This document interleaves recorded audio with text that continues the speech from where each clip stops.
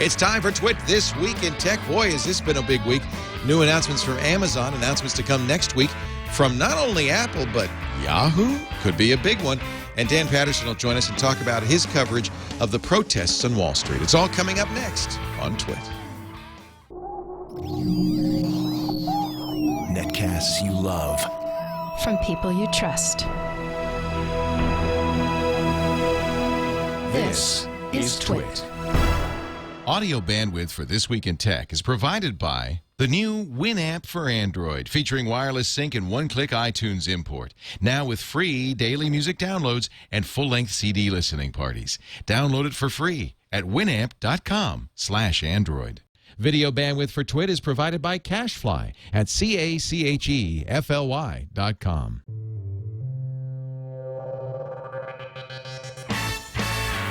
This is TWiT, This Week in Tech, episode 321, recorded October 2nd, 2011, when Jesus was a sophomore.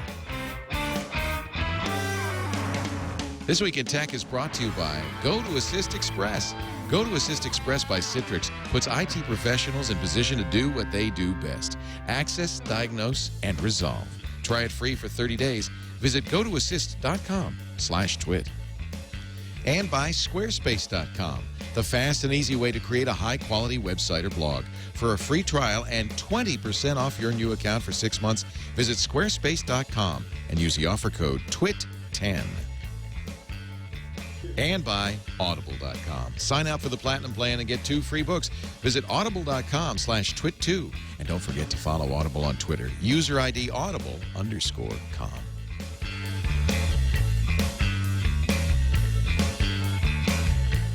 It's time for TWiT, the show that covers the tech news of the week gone by. Unfortunately, we had a little mishap in the factory, and we're all going to have to talk like this. Wally Ballou. Because, yes, because then when it comes out, it will sound normal. Do you mind, John, talking like this for the rest of the show? I'm glad that you came in to do this. Upcut John C. Dvorak, ladies and gentlemen, from channeldvorak.com. Hello. Yeah. We call him Mr. Freeze because he's so cool. Also here, my buddy from the Screensavers, Mr. Patrick Norton, also I guess I should give you credit for the new thing, techzilla.com. And don't forget Twitch. And this week in Hardware. You know, it's funny because we actually had last week, even though you do that show remotely via Skype with Ryan Shrout, who's in, Kentucky, we had people show up in the audience to watch. It was awesome. I actually tweeted out a picture. There were these 2 monitors, 4 seats.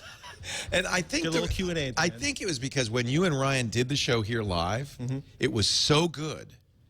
It was so good. It was like the Screensavers. And we had a top-down shot as you took apart a computer. I mean, it really felt great. It was fun. It makes me want to do more of that kind of stuff. Just need to get Ryan out of Kentucky and into California. That's what we got to do. And then he looked at the cost of a house and started laughing and got back on the plane. It's my goal to get everybody to move to Petaluma as quick as I can. John, you like that? That's there the are worse places than Petaluma. Petaluma is, if anyone wants to travel around, I would recommend a quick trip to Petaluma. What do you say, live studio audience? There's a bunch of people here. Gorgeous little place. It's really nice. This is a great group of people here. From App Advice, we've got somebody visiting. We got Mike Chandler, my old webmaster, is here. That's really, that goes back a ways. Steve Buchan is visiting from Oracle. You know what it is? It's Java 1's in town. So there's people It's in Petaluma. It's in Petaluma. I would have figured the butter and egg festival. And also, let's introduce Mr. Dan Patterson, who hasn't been on in ages. And I apologize, Dan, from ABC Radio. Quite all right. Thank you very much, Leo. You've been tearing it up on the Google Plus. On the Google Plus and on the the streets of New York City. Although I did spend, I lived in Sebastopol, California, on Main Street. Yeah, I used to. I worked for Capitol Records, and the majority of my income came from Copperfield's books down there on Main Street. They're still here, and they're in Petaluma. They're blocked from here. Wow. Yeah. O'Reilly was one of our biggest customers. That was pre-Web 2.0. Wow, and look at this picture of you. Oh, jeez. On your Google Plus. Should have changed that. Hey, Lorene, also from the North Coast Macintosh Users Group. Lorene's visiting us. She's the president of the club. There's a good bunch of people in here. There's users groups left. Yeah. Oh, you know what? I met people from 2 users groups. It was Jay, right? Who was from Colorado, Lorene, right? And He says that's the biggest user group in the world. I don't know. You have about 300 or 400. We have over 500. 500 members of the North Coast Mascot. So I think user groups live, oddly enough. In infamy. Yeah, maybe. Ladies and gentlemen, this is an interesting week. Of course, last week we had a big announcement from Amazon. Next week we have a big announcement from Apple. Which should we start with, John? Your pick. Amazon. Amazon announced 3 new Kindles. The little basic Kindle, $79, which I bought and got immediately in love. They say available now. Well, where is it? Do we have it? I didn't bring it. Do we have one? Does Tom leave his lying No, around? he's got his at home. I It's think. all they did is they chopped off the keyboard, which was always kind of vestigial anyway. How often do you type on a Kindle? And they took the audio out, so it's but $79, ad supported, and it's just a great size. It's the same e-ink screen, and it's very light. They announced a touch version of that, so that you don't have to press buttons. I don't know really what the point of the touch is. And then they announced Actually, we the do Kindle have it Fire. here. Do we? Yeah. Well, I think that's it. Bring it Wait. forward. Bring it. Leo, did you say they took the audio out? Yeah, this was something that they didn't make a big Underreported. deal about, but I was a little disappointed because I'm an Audible fan, right? Yeah. And I used to listen to Audible on my Kindle all the time, and it's not here anymore. Well, you can listen to Audible on one of your 18 phones. You Yeah, can listen to it on your exactly. car Yeah, stereo. You can listen exactly. to it on your watch. It's not the end of the world. I Right. agree. No, I was laughing because we're supposed to be talking about e-readers tomorrow on Techzilla because I was sitting there. I did something I promised myself I would never do, which is read another novel on the iPhone. And I read it that's tough. I read it even faster than I would have otherwise because it was such a horrible experience. Yeah. You know, glowing in the dark, my eyes falling out of my face. And I actually think I'm going to turn around and buy another one of the So Kindles. it was the backlight you didn't like, not the size of the screen. Well, the size of the screen is a well, it's Ready Player One, which is not a particularly long book. It's Right. like the ultimate collection of 80s pop culture references It's supposed to wrapped be in great. sci-fi. It's really Yeah. fun read, but it ends up breaking down to 685 pages, which is more like 1,685 paragraphs on the iPhone as you're blowing through It's painful. and clicking like every 2 seconds to try to get through to the next page. They call it a genre buster. Ernest Cline. It's more like a completely out of control set of game references and music references from the 80s. And it's a lot of geek culture, but And I believe there are giant Japanese robots. yes. That's important. Yes. I would. Immersive gaming. Tom and Veronica are going to be talking about this, but the So maybe yeah, we'll I have would time recommend. to get I would not hesitate to recommend this one. This is the $79 one, which I mean that price is very compelling. You can get a ton of books on it. I think it's 8 gigabytes, and there's just it's easy to read because that e-ink screen I think is so great. Have you ever had a Kindle? my wife has one. I've used several different. Sarah's a librarian, of course. I So mean, she's a book fan. I've used e-ink on 3 different platforms. Basically, if you want a reader, you get e-ink. I agree. If you want battery life, you get e-ink. You agree, Dan? Are you? Yeah, without a doubt. I love my old Kindle. In fact, that audio is one of the selling points for me. I'm a huge Audible fan, but I also put a lot of podcasts on there, and that battery life is wonderful. Right. But I think the number one feature of this new Kindle is that $79 price point. What this does is drive competitive price pressures downwards and makes, if you think about the power of putting the world's best literature into the hands of every person, it's a tough sell at $200. Your mom might get it, but your buddy from college might not. At $79, that's an almost undeniable device, and then you can put the world's best literature in anyone's hands. It's almost an impulse purchase at that price. Yep. I have on this. I'm going on vacation in a couple of weeks. I have on this Kindle, Infinite Jest, the new Neil Stephenson Ream D, and Also a good read. I read that last yeah, I week, can't too. wait to read that. And what else is on there? The complete works of William Shakespeare. I see you're aiming high. You're Did not you a just gadget buy a by book higher on there? funding Here. I just bought a library for you. John bought a book It was on only there. for $500. I mean, what are you going to do? He bought Jaron Lanier's new book, which I have in hardcover, but thank you anyway. I'm glad to have it now. And Actually, that's Tom's, isn't it? So, oh, it's not mine. yeah. Oh, good. So that's not mine. So I have Infinite Jest Ream D. Yours is at home, if you recall. That's right. Now I feel better. Now I feel better. But I mean that's a ton. That's thousands and thousands of pages. Oh, I know what else I have on there. Steve Gibson's been begging me to read these Honor Harrington books. You ever read on Basilisk Station? No. It sounds trashy, but anyway, that's on there. Sounds trashy. It sounds pretty trashy sci-fi, but that's going to get me a month's worth of reading, and it weighs nothing. No. It's 4 gigs, by the way, not 8 it's- gigs. it's Thank you. fast.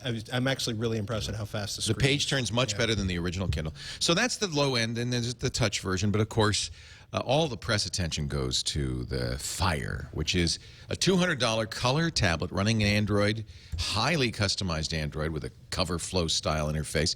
You get a month of Amazon Prime with that, which is brilliant. And the analysts are saying that Amazon is at best breaking even, probably losing a little bit of money. Supposedly makes $209 in parts. According to iSupply, yeah. And iSupply is usually pretty good. I mean, it's hard for them to know exactly But that, what it's you know, it cost. drops in time anyway. So. Why does anybody care if they're losing money? Because we don't even think twice. Consoles, you're paying like half the price of a console. Phones are subsidized. Amazon obviously realized. I think Amazon sees an opportunity because the entire non-iOS tablet market is functionally non-existent. Well, and what it underscores, I think, is the fact that Amazon, this is a portal to Amazon's money-making machine. It's a store portal. So that's really what's going on here. Of course they lose money. Who cares? They could give it away because they're going to make so much money on the thing. Magazines, they've got almost every magazine publisher involved in this. And interestingly enough, many of the magazines will be customized for the Fire with audio, video. They'll be interactive, so it'll be different.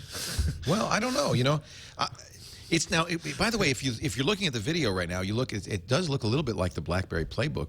Apparently, It is the BlackBerry. It is the BlackBerry Playbook. Same manufacturer. It's right? the BlackBerry Playbook for a lot less money with a much better back end in terms of services. What I'm curious about is whether or not you'll be able to load any software you want to on it. Which is something nobody's really been able to answer. I'm sure they'll hack soon, but I mean, right now you have to put the Android apps that are available in Amazon's Android store. You're right; they may have a special store that is Fire only. Right. Tablets traditionally haven't done very well on Android. In fact, I have a couple of Android tablets, and it's really a disappointing experience because there's so few tablet apps for it. This one is 7 inches, which is, I think, a good size. It's a little bigger than this, but smaller than the iPad, pocketable, purseable. I don't know if that's pocketable. This is pocketable. Where is it? Where is it? It's right there. It's in my pocket. Talk about, not only is it in my pocket, I could put it in the pocket with my phone. Now it's doubly pocketable. Let's see it. That's kind of a big pocket, Leo. Can't get it out. Yeah, you got an It's oversized a Captain pocket. Kangaroo pocket. No, let's put it in that pocket. No, it won't fit. Oh, you didn't try very hard. I did. I tried real hard. Look, you must have quit. Anyway, it is relatively pocketable. I was actually talking about the Fire, which is bigger than that. I don't think it's pocketable, but 7 inches is a nice size. Dan, which would you buy if it were your money? If it were my money, well, look, I'm a reader and I enjoy the e-ink screen. I mean, that's far more important to me. Like Patrick said, reading on the iPhone not only chews your battery up, it chews your eyes up.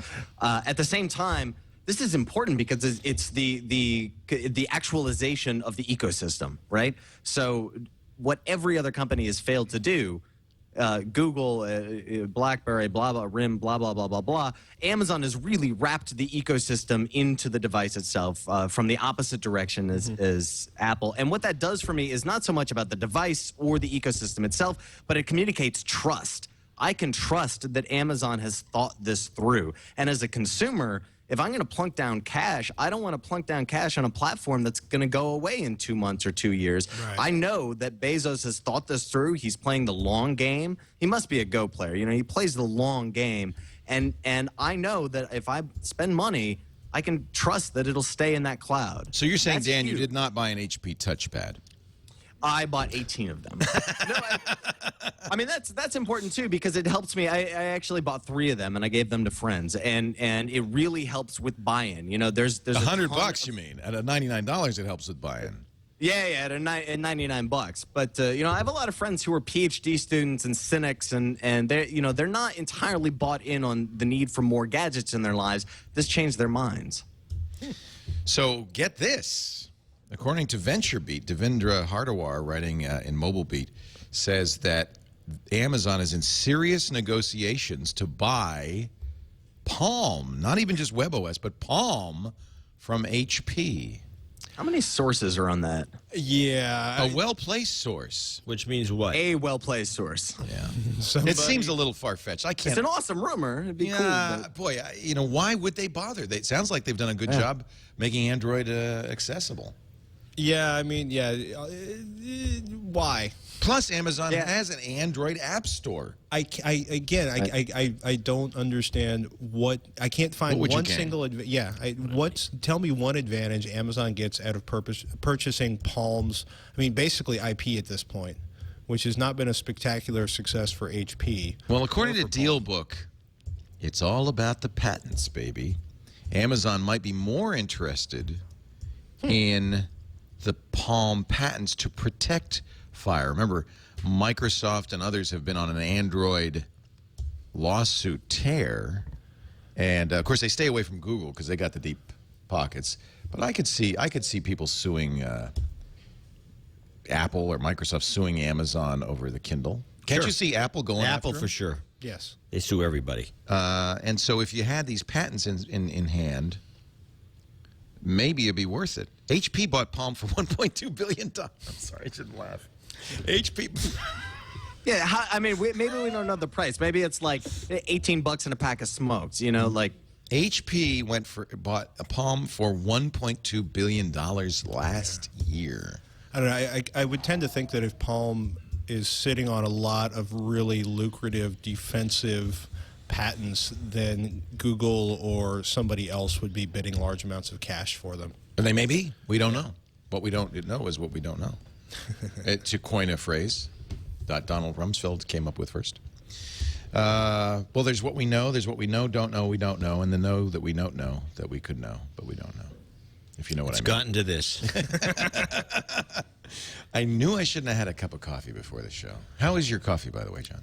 Bitter. Yeah, just like you. Exactly. Yeah, we try to give everybody the coffee they deserve. I like the reflection. Mine's weak. And of course, Patrick's is strong and black. Patrick's is gone, but Wow, you went right through that. I'm not an amateur. Do we care about Amazon and California sales tax, or should we push straight on to the iPhone? What happened there? Because they were able to broker a compromise with Governor Brown. So just to give you the backstory, and then maybe you can give us an update once we get the backstory. But Amazon, as you know, does not collect sales tax if it can help it. State of California passed a law, I think earlier this year, saying, no, you got to because you do business in this state, at which Amazon responded, okay, fine, we don't do business in the state, and cut off all of the Amazon associates fees for people like me. I mean, that's $30,000 a year out the door. By the way, $30,000, which I paid a California state income tax on. They like to double tax in this state. Well, they lost that tax, basically it was a showdown between the state of California and Amazon. Now, I think California didn't blink exactly, but they gave them some time. Yeah, basically the LA Times summary of it is pretty good. The company, Amazon, would drop its battle to overturn the state's new law that required it and many other out-of-state online retailers to collect Overstock.com, another company that said we're not doing business in California then. Well, it's kind of funny because they didn't say they weren't doing business in California, because California is, more than 10% of the population of the United States. Nobody wants to stop selling to California. Nobody wants to Well, they collect can sales sell tax. to them. By the way, California does attempt to collect. The issue is not whether you're supposed to pay sales tax. You are. California's on the, like many other states, is on the honor system for paying sales tax for online or out-of-state purchases. Is it the honor system? Because it said on my California 540R return. Right. Did you buy anything and not pay sales tax for it? They call it use tax. Right. And they said how much? We paid $6,000 in use tax last year. For what? Stuff I bought on Amazon. Because everybody else collects sales tax, but Amazon does not. So we actually did that. We paid that tax. So California lost not only the income tax I paid on my associates fee, but they didn't lose the use tax, but you got to think that I'm going to be less likely to pay it. Particularly if Amazon starts collecting. But anyway, Amazon is not collecting it. It doesn't have to for a couple of years now. Yeah, 2012, 2013. I mean, it's what's kind of interesting about looking at this is you can kind of have the Cory Doctorow moment and be like, this is exactly like what happened when Sears and Montgomery Ward catalogs began destroying the markets in downtown America. And it's like, that battle, it's kind of ironic because literally the local retailers are crying foul. We can't compete. This is terrible. I understand. On the flip side, the only reason this passed even the California State Assembly is because they want more revenue, and this seemed like an easy way to peg it. By the way, Devil to You saying, and I think this is true, that after this brokered deal, Amazon has said we're going to build 2 distribution centers in California. Right. So they're going to hire people. They're going to put money into the California economy. So a good deal for California because the sales tax will be collected in a couple of years. Right. I'm not sure why Amazon made this deal, to be honest. Yeah, why don't they just open up shop in Nevada where everybody else is and just leave it at that? Ship it over the state line. Yeah, we were going to. It's not that far. It's Partially because they're running out of employable people in Reno and in Vegas. There's a high unemployment rate in that state. It's one of the collapsed sometimes economies. There's a high unemployment rate because people just don't work well. There's plenty of people to hire in Nevada. Okay. Where would you? I know. I got friends who run kitchens in Nevada. They would love to find more people that were worth employing. No, sorry. I mean, the other thing is, like, everything I've read about Amazon's fulfillment centers, there's a couple really good articles about this. There's only 2 people that work there. No, it's all done with robots. It's not all done with robots. Giant Japanese actually, robots. And they're almost entirely done with temps. So you're kidding. So they don't have to pay any benefits. So they bring in people. They have incredibly high standards for the performance in the fulfillment centers, and if people can't live up to that or they get injured or whatever, they are temps. They fall off, and they have more people willing to step in. So there's some pretty kind of classic taking advantage of the labor pool in that situation too. The other Go ahead. The economy is not to be undersold here. I mean, this is the worst economy since Jesus was a sophomore, and this is the right time for Amazon to have When this was he fight a because they have sophomore? And what school are we talking about? 1987. That's a good line. I'm just saying, you know, this is a very Amazon has leverage to push this fight now, right? I mean, our federal government aside, California needs money. Amazon can hold this over them. This is a very good time to push this type of fight. So who loses business to the fire? Does Apple? Does Barnes & Noble? Or both? We won't know. I say market grows. Everyone wins.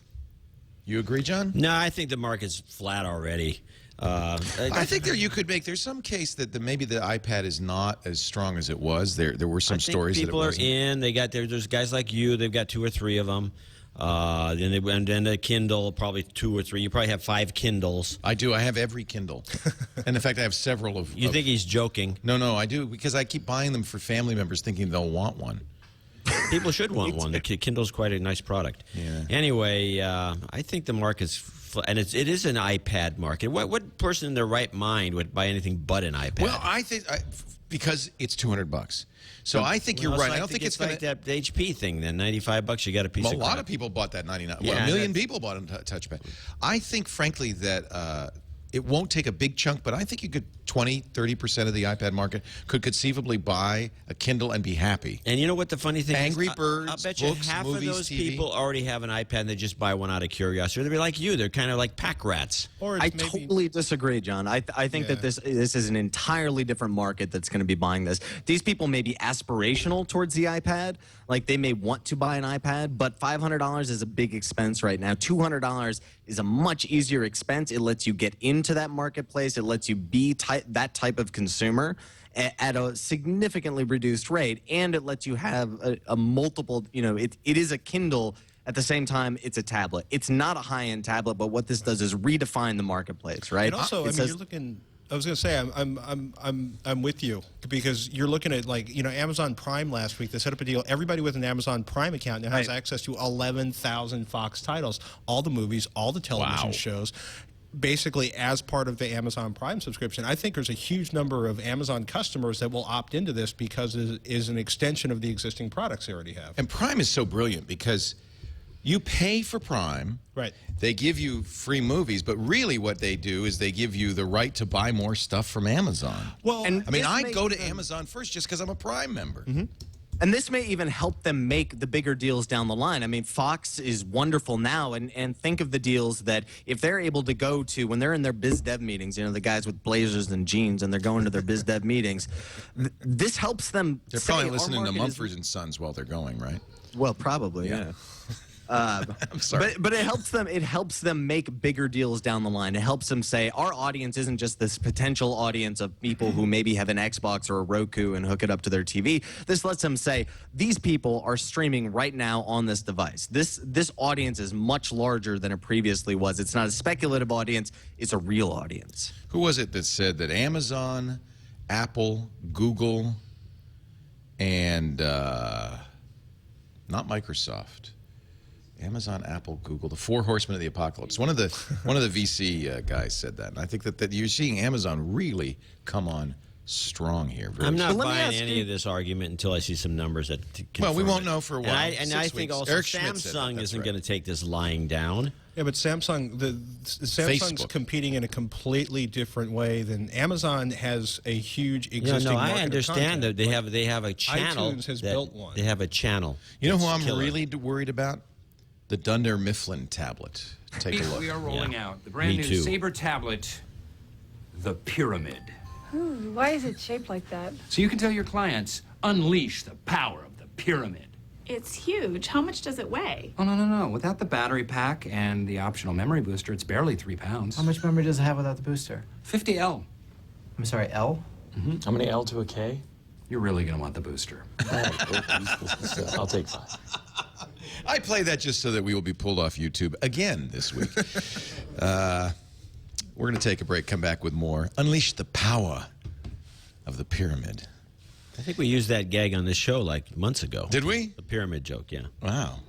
Do you think the writers of The Office watch? They probably wrote it before we did. 'Cause Bye. it takes forever to produce those Maybe shows. this will help. The Office, Thursday nights on NBC.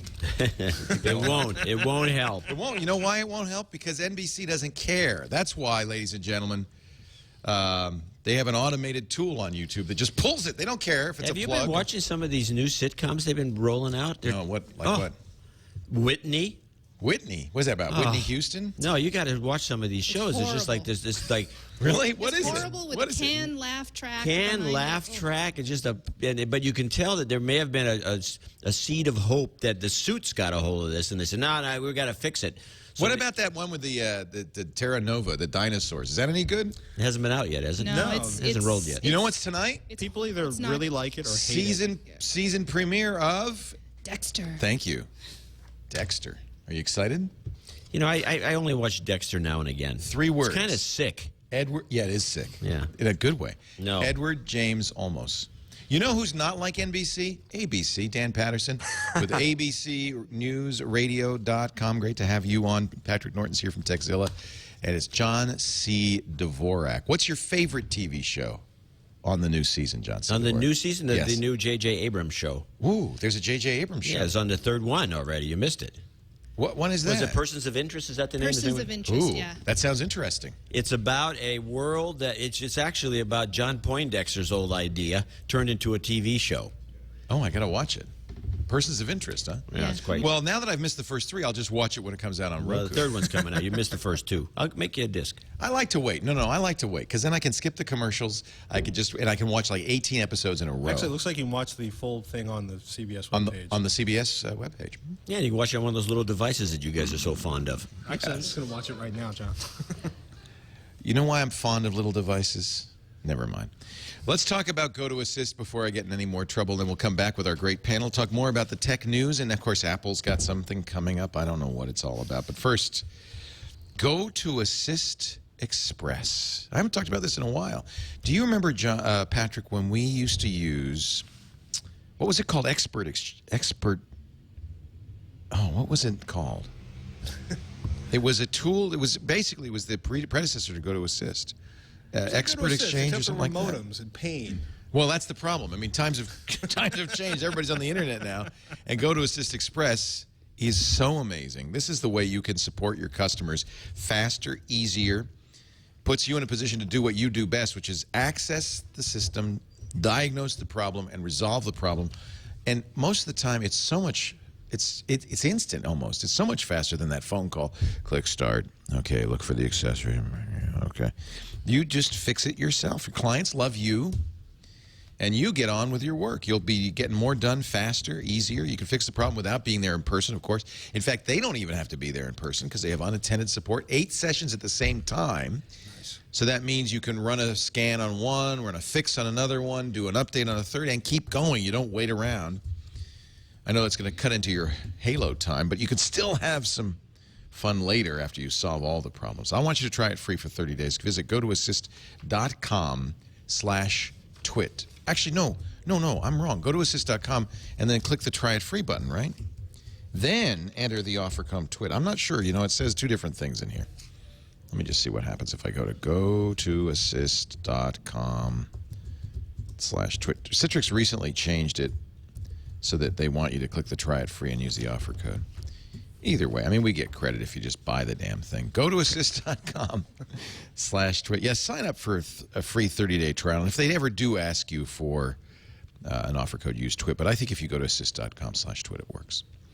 Yeah, we love Citrix. They love us. It's a match made in heaven. Free 24/7 customer service for you, the IT professional. 128-bit end-to-end encryption, so you never have to worry about security. It just really is a good solution. Go to assist.com. Expert City.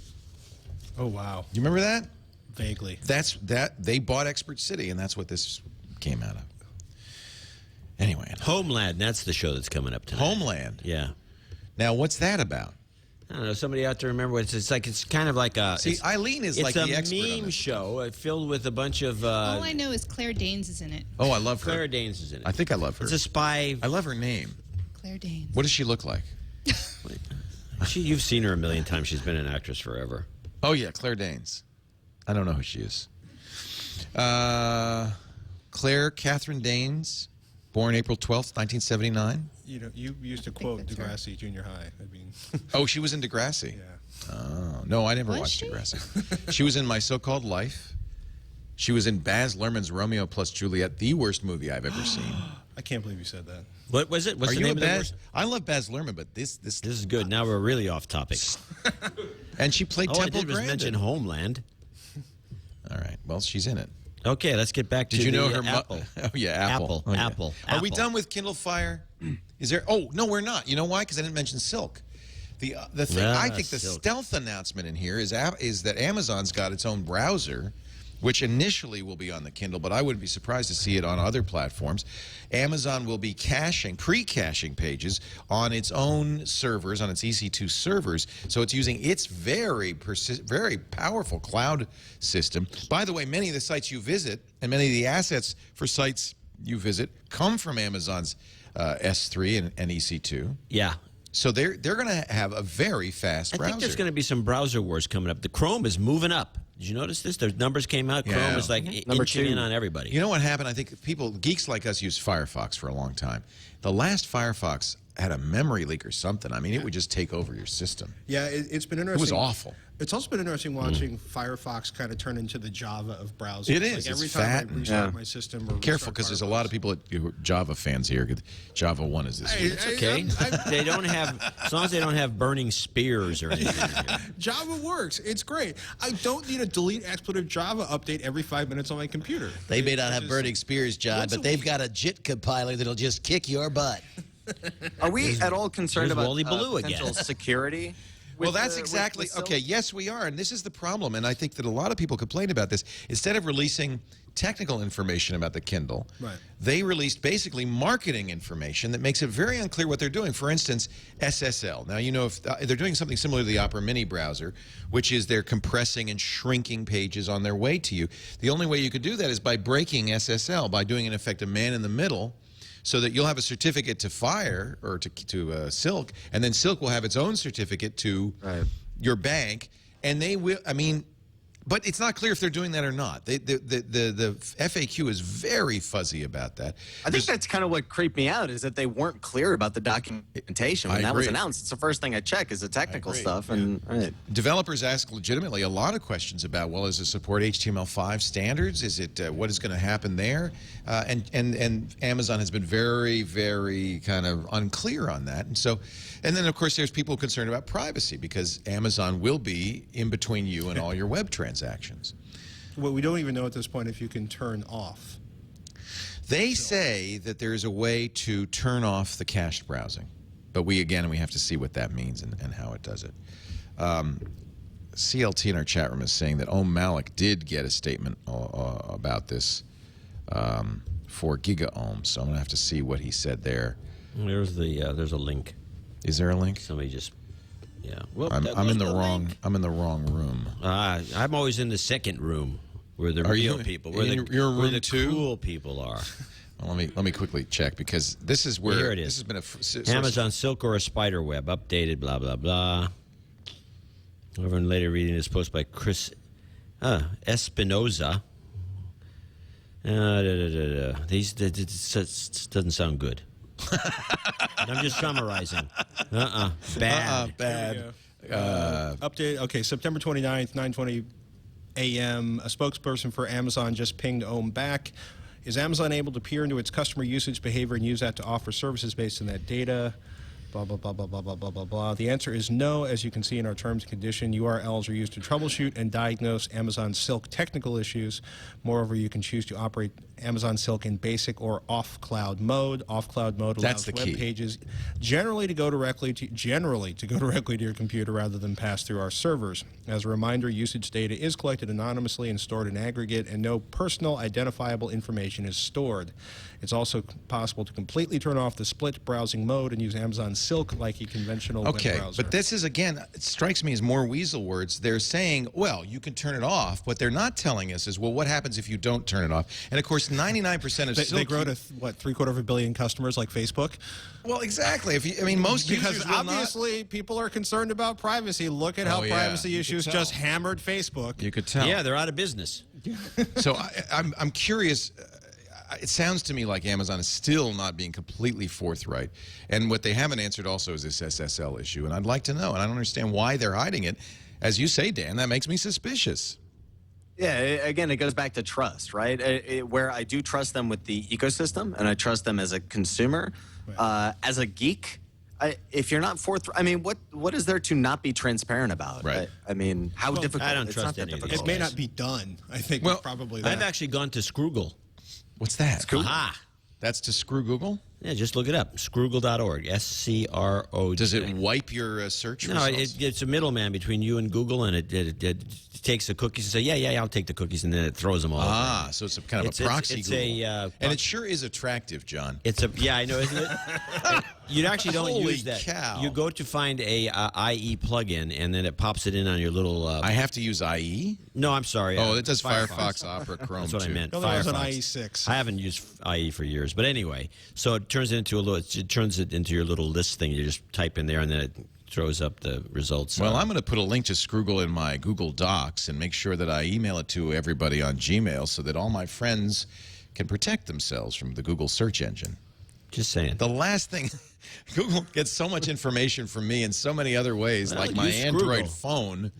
I can't use Scroogle on my Android phone. Speaking of which, I like this phone. This is the Galaxy S2, the Sprint version. Did you hear what happened though with the AT&T version? So I use a lock on my screen so that when John gets my phone, he can't, look into it. One of these pattern locks. But John, if you have the AT&T version and you've got this lock turned on, all you have to do is let it do what it just did, go back to sleep, and then when you press the button again, it's wide open. All right. Not a problem on other Galaxies. You don't have that on your international Galaxy. I'm surprised they still S2. use that pattern thing. Let's see. That's a feature, not a bug. John has this theory that he can tell from the finger smudges what my pattern is. Probably. Let me make sure it's not. It's pretty obvious. It's pretty straightforward. So here's the deal. If you're using a phone like that, make sure you wipe it. The new, now let's talk about iOS. Apparently iOS will have some new locking features, including, I'm told, a pattern unlock. Okay. In fact, they basically stole every Android feature they could find. Why not? That's the Apple way, first of all. Second of all, I want to give a shout out actually to Sasha Sagan over at PC Mag, who's been railing against iPhone rumor mongering all summer long. So he just got to the point where he was so fed up with iPhone 5 titles showing up with complete bogus BS following them up, showing up at like the top of Tech Meme. That's how you get your numbers up. Yeah.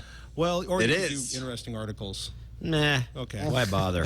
But I have to say, we are one day, 18 hours, and 18 minutes away from Apple's iPhone. So now it's good. Will there be, yeah, it's like stop the presses. It's like, will there be the inexpensive Brazilian iPhone? Like, is there going to be a low cost iPhone? I think the Brazil? only thing worth checking out is going to be whether Cook is going to be this new Steve. He's going to go on stage. And that's going to be interesting. And yeah, if you didn't notice it when these little guys here came out, Bezos was pretending to be Steve Jobs, and he's out there waving. He did his the arms. best Steve Jobs I've seen in a long time. He Think did so? a very good job, I thought. He looks. It's interesting. At Zuckerberg, not with that shirt. He needs a black. He needs a turtleneck. Turtleneck. I know. He had like a white shirt. Zuckerberg at the F8 announcements, I think, also was channeling Steve Jobs. It's very clear how Steve has heavily influenced the community as to how you give a presentation.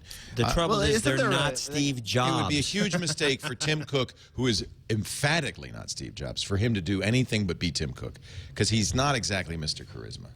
I mean, he's not. And just be Tim Cook. That's my advice to you. Does Steve come out at all? You know, is that as long as we're going to speculate, like, is that something we expect to see? I doubt it. What do you think? Expect to see what? Steve.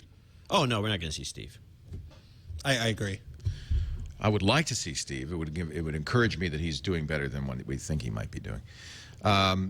This is the breakdown of the current rumors that John and Patrick and Dan do not want to hear. Here we go. No, that's Number one. We want to hear this. We just don't want to hear this, right? You want it, don't you? You really want it. What's interesting is how it's moving around. So there will be 2 iPhones. There won't be 2 iPhones. There will be 2 iPhones. The latest is there will be a cheap iPhone, the N90A. We now have a model number that will be basically an 8-gigabyte iPhone 4. There will be the 4S, which is barely Where's new. the pen? That's the N94 model. Okay. It will have a 3.5-inch screen, not bigger. It will have CDMA and GSM in one phone, so they could sell it to all 3 carriers. We're pretty sure Sprint will have it. We know T-Mobile won't. They said they won't. HSPA Plus. Now, this is the thing that I was told by an inside source at AT&T. They recently received a shipment of micro SIMs for 4G on AT&T, and there is only one phone currently on AT&T that has micro SIMs. Oh my goodness! So I think maybe we were thinking there would be no 4G, that's but what I was think maybe thinking. there will be. Are you mocking me? No, I'm just agreeing. You're mocking me, aren't you? No. I think they got if it's only Tim Cook, he's got to do something badass. They can't give him a marginal product and have him go out and go, hi, I'm not Steve Jobs, and I'd like to show you something that is not as cool as what Steve would bring. I'm very excited to say we have the A5 processor. We have the down market device. I'm the down market CEO. Here's the down market device. They can't do that. This is going to sell so well in Brazil because it's so cheap. Why don't we start the rumor right now that we will see the first Apple HD TV on Tuesday? Quick, I'm in with that blog, rumor. Tweet, let's do it. Well, but is it true? 3-to-1 odds. Against or for? 4. Really? For what? I think so. I'll take that bet. Right. What did he say? He says we're going to have an Apple television set. On this announcement? HD TV. I mean, I think they should do. I agree 100% that this is a great idea for a product, but I also would take the bet because they're not doing They're that. nuts. They're nuts. There's All right, no I tell way. you what, I think if that's a good I idea. lose, I will fly to Sonoma County, and John, I'll buy you your choice of bottle of wine under $100. Don't do that. Beer. Okay, but what if dinner? Don't buy him a bottle of wine. I'll keep it affordable, but You can buy He can, condos hey, he in works New for York his ABC. He wine can list. afford a case of He good works for wine. ABC Radio. He could barely afford a Volkswagen. ABC Radio's the big dough. Oh, yeah. I gotta go to the bathroom. I'm going to get...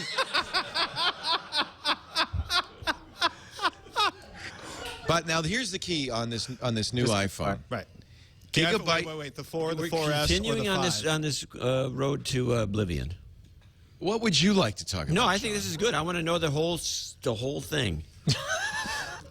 Because, I mean, God knows there's nothing more important in the world than yet another iPhone. How would you like a phone that you can just press a button and say, play Mumford & Sons, and it would just start Can't playing? you do that in your Ford? Yeah, actually I can. Okay, and so I can what's do the it on big the deal? Android phone too. But finally, you'll be able to do that on an iPhone. The idea is that they've bought, remember they bought Siri, this really kind of cool application where you could say book a table for 2 at Cyrus, Right. and it would go out and do it. Sure. Yeah, it's voice control on steroids. Oh. It's the new assistant, And So it has a deep voice, is what you're saying. It will not work on earlier versions of the iPhone. Probably won't even work on the low end because the new iPhone has not only a dual-core processor but a gig of RAM, and you do need that kind of horsepower. Okay. This thing is like HAL 9000, according to the Just rumors. what I want in my life. I'm sorry, A homicidal Patrick. computer that locks me in That's space. great, but I This is can't do great. that. As you are I'll dying. take two. So you could say, book a table for 2 at Cyrus, and the phone will say, John, did you mean for me to book a table for 2 at Cyrus? And you'll say, yes, and it will do that. Uh-huh. What if the place is closed? And what hours? You have to. How much details do you have to give this thing? This is a useless feature. It's the cloud, John. It can do anything. I'm sorry, John. What about this I rumor didn't that, understand that. the iPod Classic is dead? That actually doesn't surprise me. The Nobody's sales buying them. Yeah, I think they're basically people who travel out of range of Spotify or whatever your favorite subscription music service is and want their entire record collection, which is basically like me and 8 other people, still buy iPod Classics. I love Spotify. I think they probably just want to get, you know what I mean? Like, music nerds love them. There'll be an aftermarket for them, but I think beyond that... The only rumor I've heard is that there will be an iPod Touch. Right. But I haven't heard anything about updated iPods. I wouldn't be surprised if they either don't kill them or they're certainly not going to update them. Yeah. But no, they, I think or it's they over. kill them. But I think they're going to do what they did with the Apple II. If you remember the Apple II Forever movement, where they brought the kind of the cool one, and that was Apple II Forever. That was it. Yeah, I know. It was Apple II's dead. Apple had a big trade show. It was in 1984, 85, after the Mac came out, in which they said they called it Apple II Forever. Don't worry. We're not going to kill the Apple II. We're going to keep doing it forever, or for the next 6 months, whichever comes first. They did. They shortly after. I wouldn't mind seeing like a ½ terabyte or a terabyte iPod. Yeah, Terabyte. Make one for the right for the audio. For a maniac. Wait a minute. You're saying you want an? I want my entire lossless audio collection on a portable in device. WAV format. No. Do you use FLAC? I use FLAC when basically everything's Apple lossless because everything we're running in the house iPod. is iOS something or other at this point. Wow, it'd be a bit of a stunner. You know, it's been exactly 10 years, hasn't it? It was 2001 that the first iPod came out.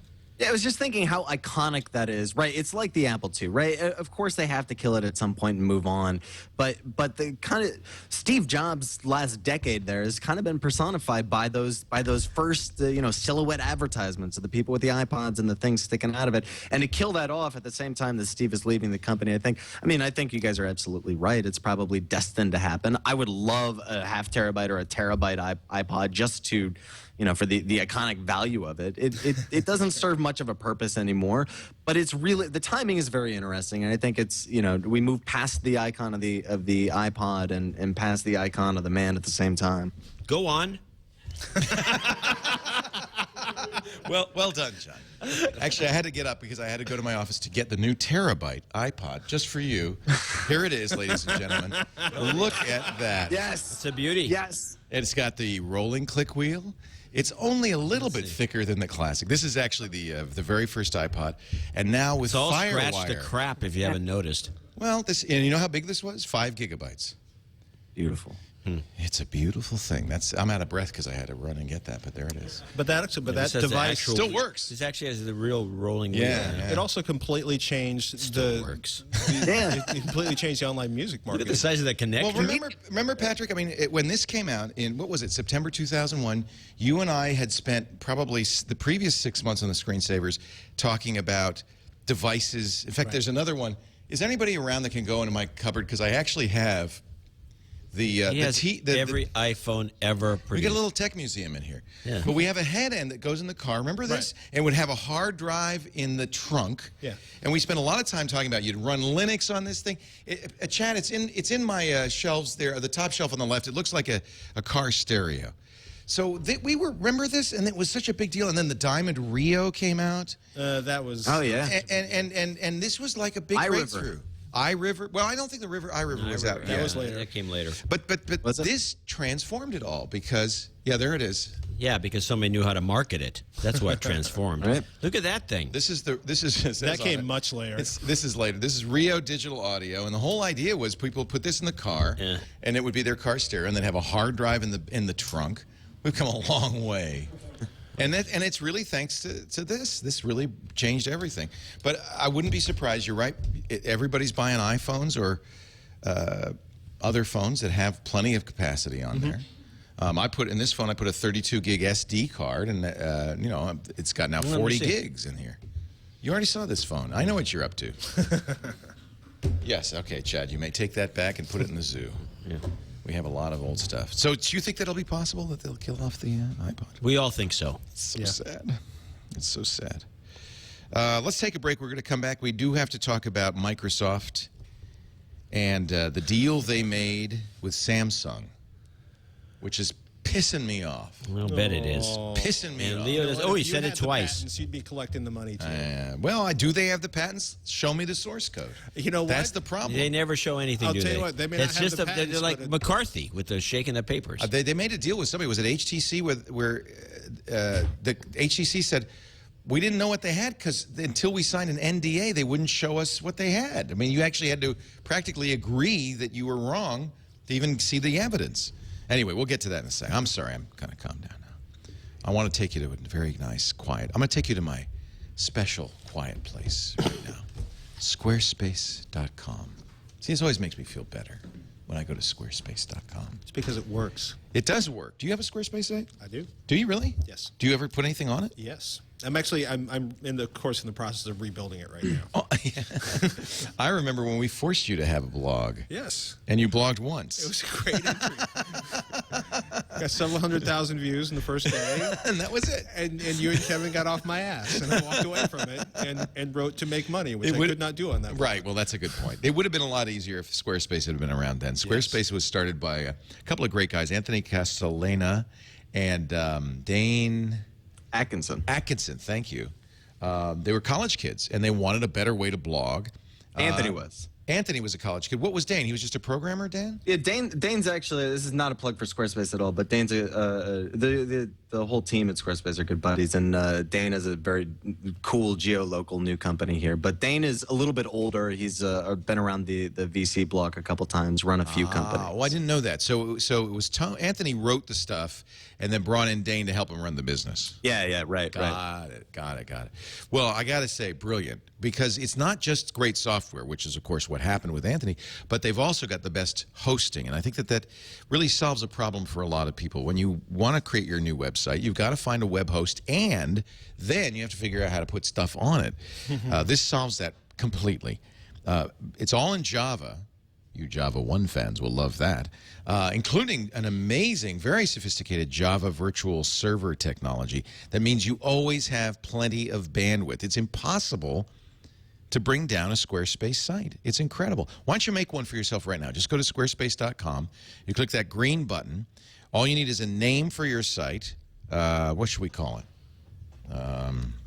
Twitch. What was it? What? Twitch. This week in computerhardware.squarespace.com. Password Patrick loves coffee. And then the email address leo@leoville.com. That's how easy it is. Now, if somebody has Twitch, it won't work, but let's see. Oh, good. Nobody had Twitch. So now, that's it. Yeah, did you notice I didn't put in a credit card number? I didn't give them any personal information. Just the email so they can notify me after 2 weeks when there's, the site's expiring. For now, for 2 weeks, I have the complete, full Squarespace features. I have all of the incredible tools, the design tools. I have, and by the way, 60+ designer templates mean you start with the basics and then you can do amazing stuff. You don't have to know JavaScript or CSS, but if you do, of course, you can modify it to your heart's content. It supports everything. They've got great plugins too for social media, so it's very simple. Did you see that? I'm now in. I got a site. Now I gave you the password, so I'm just going to let you all mess with this site, and here we go. We'll come back later and check it out. Yeah, it'll be dirty. What was the password again? You remember that? Patrick loves coffee. That's what it was. Twitch.squarespace.com. Now, if you like that site after creating it, you can sign up after 2 weeks and say, "That's gonna make it mine." The longer you sign up for, the less it costs. You can, if you to your commitment. You get $10 a month, monthly $13.33 a month. But here's the special deal I want to tell you about. If you use the offer code TWiT10, because we're in October now, TWiT10, you'll get 20% off for the first 6 months of your site. So you get an additional incentive to give it a try. Free to try, very affordable to run. It's hosting plus the best software out there. This is the great way to create websites. We'll go back and check twitch.squarespace.com a little later on. There it is. There's already a photo. It's a broken phone booth. Oh, Patrick, that's your sledgehammer. Oh, my God. That's a pickaxe. I don't carry a pickaxe. Very similar, though. Hard to conceal. Oh, yeah, you say that's not my pickaxe. That couldn't be my pickaxe. So Microsoft has been going around suing people. Suing Android handset manufacturers, to be specific. Suing or threatening? There's a big difference. That's a good question. Or, excuse me, suing or negotiating? Sorry. Right. In some cases, of course, they're probably saying, hey, you owe us some money there. And they just say, yeah, here.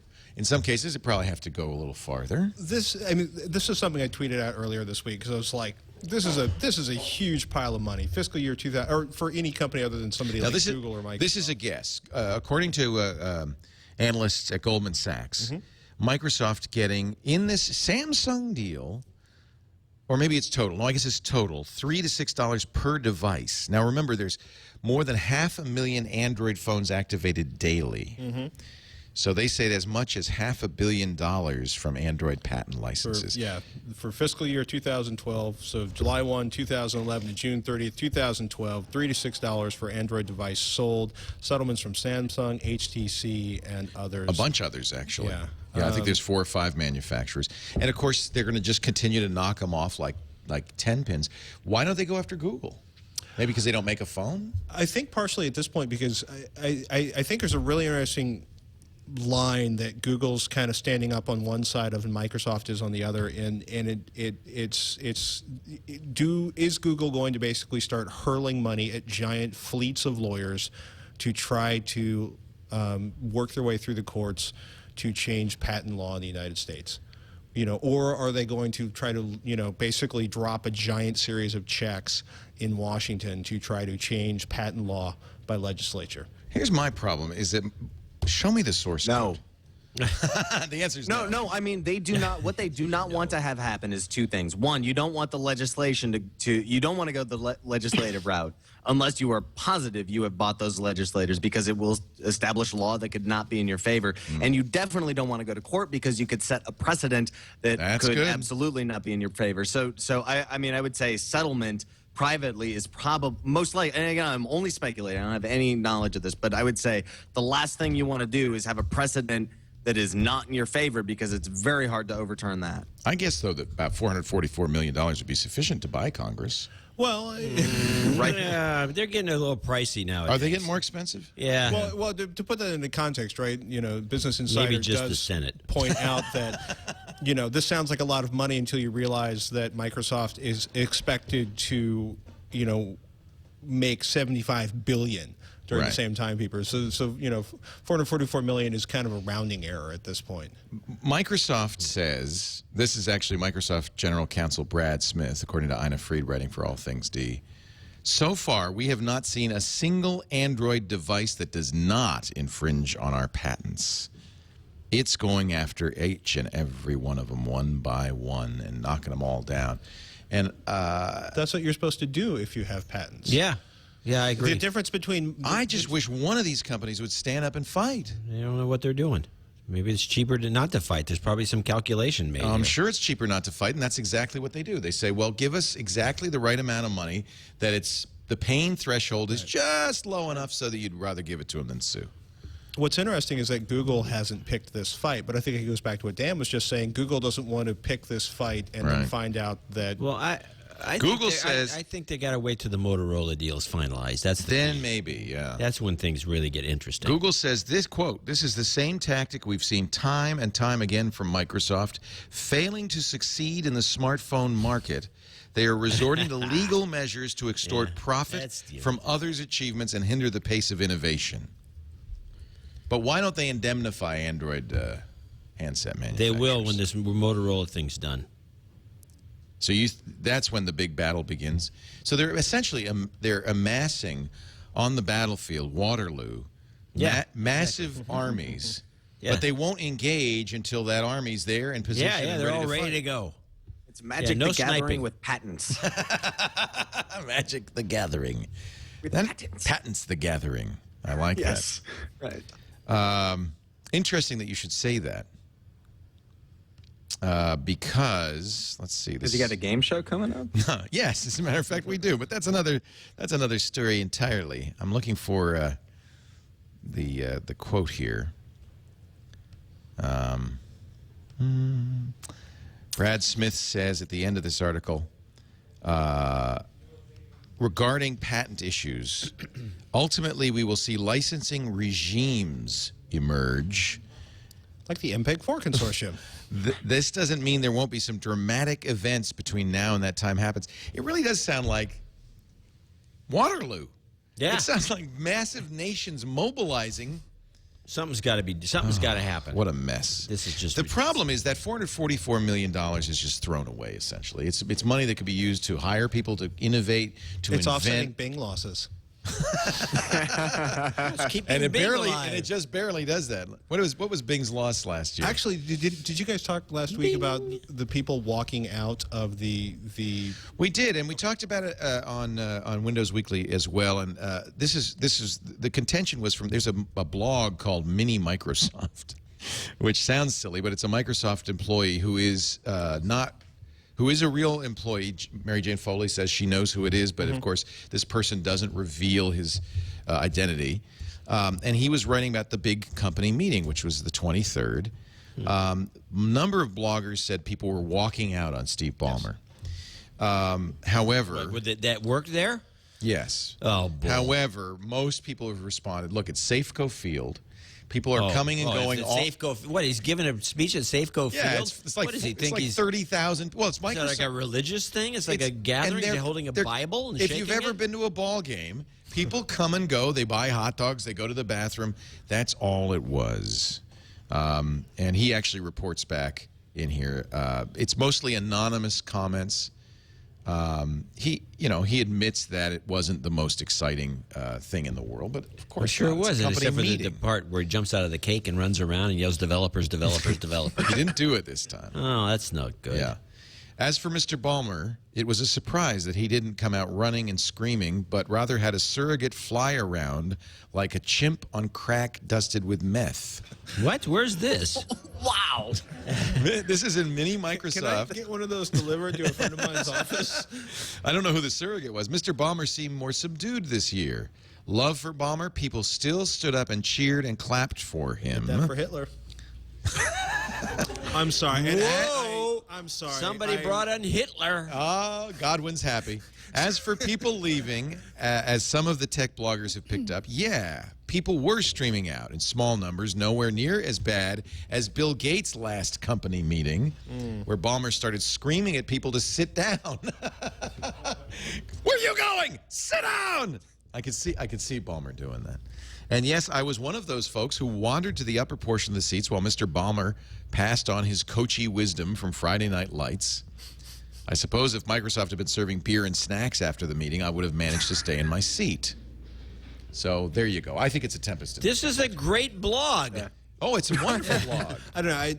I have a couple of friends who were discussing it on email and sharing their thoughts with me, and they felt that were some of them there? A lot of people felt really demoralized by this meeting. They may feel demoralized by every single meeting, but nobody ever asked them about it before until this blog entry went Don't you think if you worked at Microsoft, I mean, look, I know there are many people listening and watching this show who do. I know many people at Microsoft who are excited about what they're doing, but it's got to be overall kind of a bummer working there. Don't you think? It's not as interesting as, years ago, there's been a change in the mentality of a Microsoft employee. I remember like 10, 15 years ago when you go like giving a speech or you're talking about Microsoft as the evil empire, the Microsofties in the audience would gloat. And they'd smile, and they thought, this is great. We're the evil empire. We're number one. If you do that now, you actually hurt their feelings. Yeah. Is that because the stock options have run out and it's actually more of a career decision? I think it's different people, too, because of that. It's interesting, though. Their feelings can be hurt because you don't have the sense anymore. We tried so hard, and he's making fun of us. I remember when I like Windows 7. When I lived in Silicon Valley in the late 70s, when Atari was just king of the world. They couldn't do any wrong, you know. And these guys were the most arrogant people I'd ever met, you know, because I remember a guy who was a programmer for Atari. I've never met a more arrogant person. I invited him over to the house to watch the Super Bowl. He says, "That's the size of your TV." I'm not kidding. Well, you've got him beat now. I got him beat now. But but the point was that a couple of years later, corner drunk somewhere. The worst thing you could be was an Atari employee. This is how things work in technology. Yeah. Nobody's number one Comes and goes. for very long, and you should probably not gloat because in the long run, what goes round comes round. Windows 8's newest interface, by the way, this just out from the Twitch blog. And then There I am. Oh yeah, I remember that. That was the joy of tech. Listen to me. Apple Computer is going to ditch the Mac OS for Microsoft Windows. You did say that, didn't you, John? I actually didn't quite say that. Oh, come on. But Own it. I like the cartoon. Yeah, that's actually was many years ago, wasn't it? I mean, you know, I've written almost 5,000 columns, and once in a while you make a mistake. And people, this guy's always wrong. Never remember when you got it right. That's the problem. That one time. That one time you got it. Column 3605. Are you going to go down and occupy Wall Street next weekend? You know, this is going on in San Francisco, and it's not being reported at all. Really? The same thing. And it's happening in Los Angeles, Boston, every place around the country these things are going on, these little protests, and and the media's decided, we're not going to report any of it. Dan, you've talked a little bit about this because it's in your neck of the woods, right? Yeah. It's look, I'm the kind of reporter when I hate sitting behind a desk. If there is something happening, especially if it's happening in my backyard, I want to be there. I want to hear about it. I want to see it, and I want to experience it. And I'm absolutely nonpartisan when it comes to covering what happens. The real story here, and we threw this into the rundown, is not the particular politics of those involved, but it is.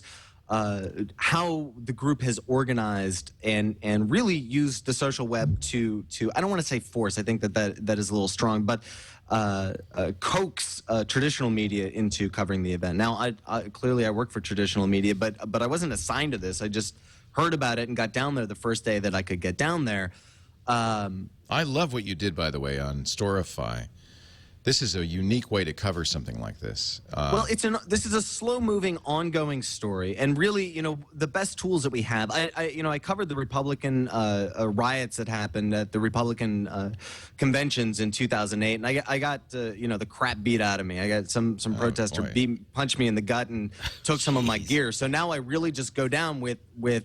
Now look. I mean, Patrick, I grew up listening to the Dead Kennedys, and This is Patterson. Here's some audio from at Zuccotti Park for Occupy Wall Street. Behind me are the sounds of Occupy Wall Street. The march has begun. The protesters are. I love it that you posted this on still SoundCloud. very peaceful. There are lines of police everywhere. Thousands of protesters. Behind me, you hear the sounds. I don't know what your masters at ABC Radio News thought of this, or if they even know about it. Overlords. So we'll see. But can I tell you something? This is the future of reporting. I mean, this is amazing. If people want to know more, it's storify.com/Dan Patterson. Storify is a site that lets you kind of build this kind of multimedia presentation with Flickr and tweets, maps, audio. Because it's an ongoing story, I can, I'll be down there again tomorrow afternoon. And again, I just want to present what I see, not necessarily what one particular agenda may or may not want. And Storify is really a very good way to show, like, here is what I've seen. Here is what I've observed. Initially, the protests were very, very small. You know, it was a couple dozen to a couple hundred people last week. When I was there on Friday, there were, one police officer told me that there were 3,000 people there.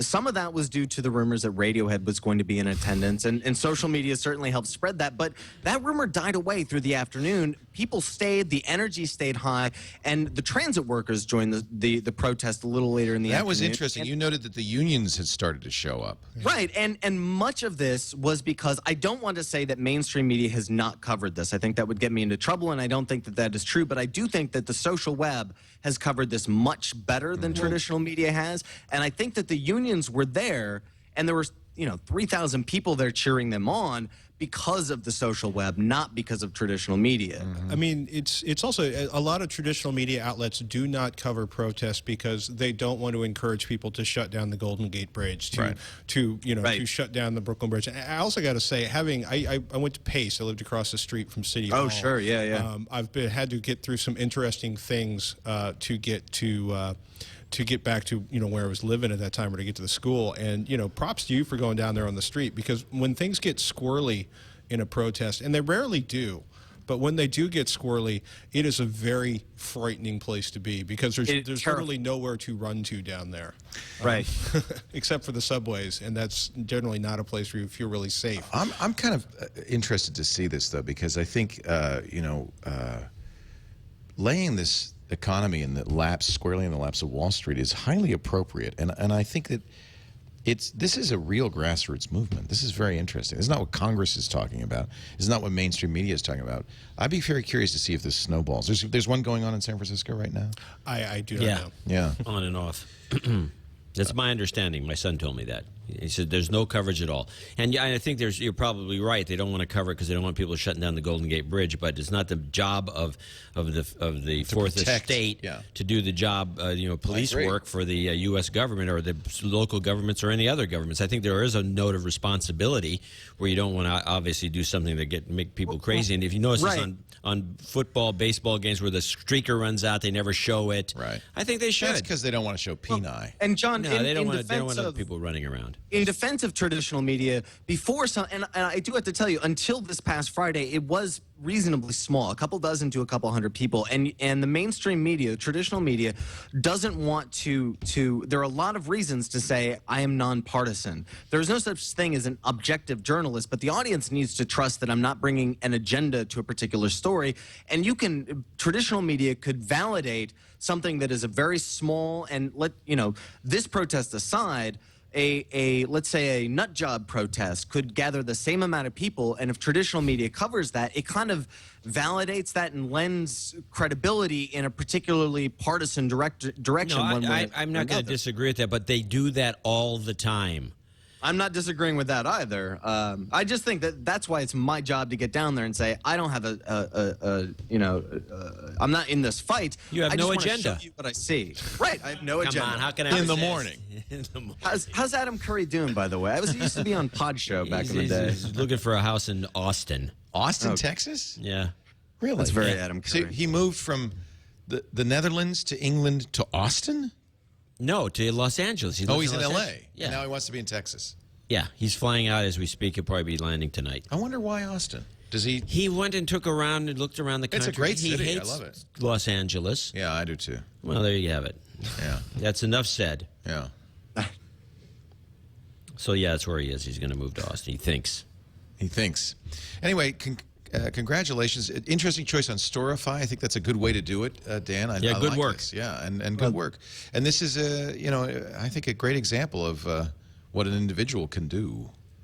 Right. It doesn't, you don't need, I do have the press credentials next to my name, and I do have a news organization next to my name, but you don't need that. There are tons of people down there doing exactly the same thing. I'm willing to bet SoundCloud has a lot of audio that isn't just mine up there, and this is, Do people use, it's interesting because SoundCloud I know because my son puts his beats up there, but people use it for this kind of stuff as well? I'm using it for this now. I think that's I'm great. Putting all of the interviews I've conducted well over 200 interviews with people at the United Nations, which is kind of a boring subject, but it's interesting when if you have one particular interest or another, you can really drill. It's the YouTube of audio. I don't need to sell it or to plug it, but it's the YouTube of audio, and it's a great place to do something like this, or Instagram for audio. Think of it like that. The app is.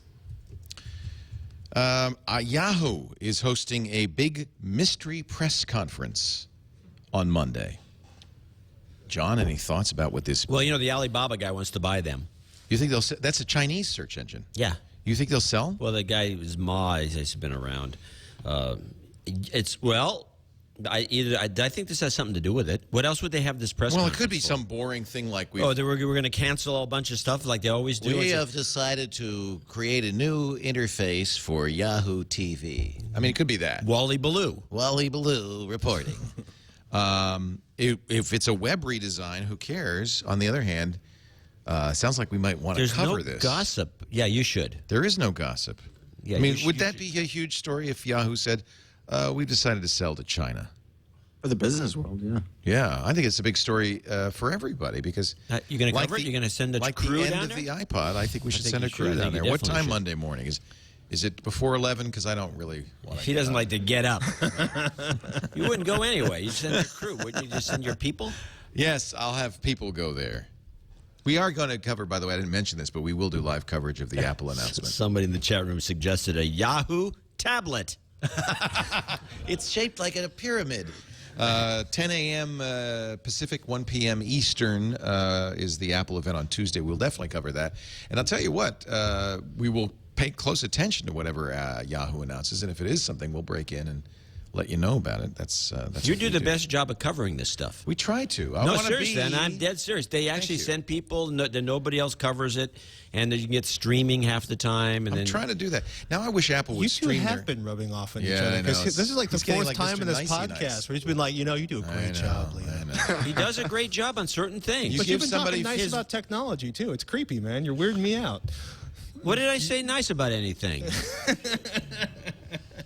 Don Draper.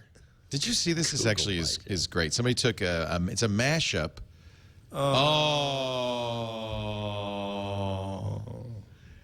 There you have it. Didn't take that long. It's off the air. Yeah, it was a mashup between Lionsgate produces, of course, Mad Men, and what they did is they had Don Draper, who's in the '60s at an ad agency, talking about slide projectors.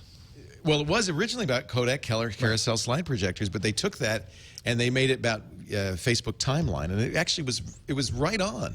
Yeah, it was exactly what Mark Zuckerberg probably would like to say about it. But I can't show it to you because it's been pulled down on YouTube. No, there's a backup, I think. Yeah. BuzzFeed. Yeah, BuzzFeed is probably linking back to the YouTube, I would guess. But shall I try clicking on that give it a click link? and see what happens. Technology is can't really keep anything a off. glittering lure. Listen to this. But there's the rare occasion when now this the is going public to can be guarantee we get engaged on a pulled by level Lionsgate. beyond Flash. If Flip they it have out. a sentimental bond Who with cares? the product.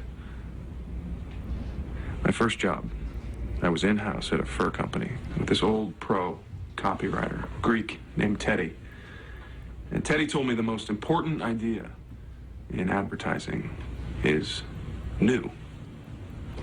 Creates an itch. You simply put your product in there as a kind of calamine lotion. But he also talked about a deeper bond with the product. I love this. Nostalgia. This is how ad men talked. It's delicate. They still in the do. 60s. They may still talk this way. But potent. Potent. Sweetheart. Remember, they're selling you mouthwash here. at this point.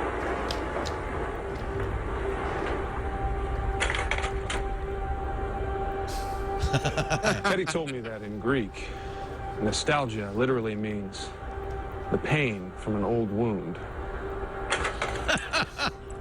If you're a Mad Men fan, of course, you realize that he's looking at slides of himself, his ex-wife, the children he left behind, memory alone. himself sleeping on the couch. Peter. This device isn't a spaceship. It's a time machine. And he's talking about a Kodak carousel projector. Goes backwards, forwards. It could be Facebook timeline, couldn't it? And that's the images. Takes us to a place where we ache to go again. All right, that's enough of that. It's not as good as I hoped. Well, I'm trying, but this is the Facebook timeline. I actually turned it on my Facebook account. What do you think of it? Have you guys played with this at all? You're asking me? Yeah. See, look at that. Yeah. There's my family. Why would I want You to? scroll Why would I want down. something like that? You scroll down, you can see what I did, where I went, what pictures I have. I can go back to the 2000s, that's back when I worked at... This is just so the government can use this against you at some point in the future. A little place called Tech TV, you may remember. I think this is exactly why people are kind of creeped out in ways that are inarticulatable. People will always say, I distrust, I don't know, there's something about Facebook. And I think it's this cynical exploitation of nostalgia for business purposes. Yeah, like me and my daddy. back in 1956 when I was born. Wait till the IRS agent comes up and asks some questions. You think that's what this is all about? Oh, Come yeah, on. absolutely. There's a certain amount of ego involved because, of course, you know, this. I don't think there's anybody would want to see my timeline except me. What were you pointing out there, Patrick? With Roger picture? looking 12. Roger does look awfully young in that picture, but who's that guy standing there in the vest? Oh, that's me.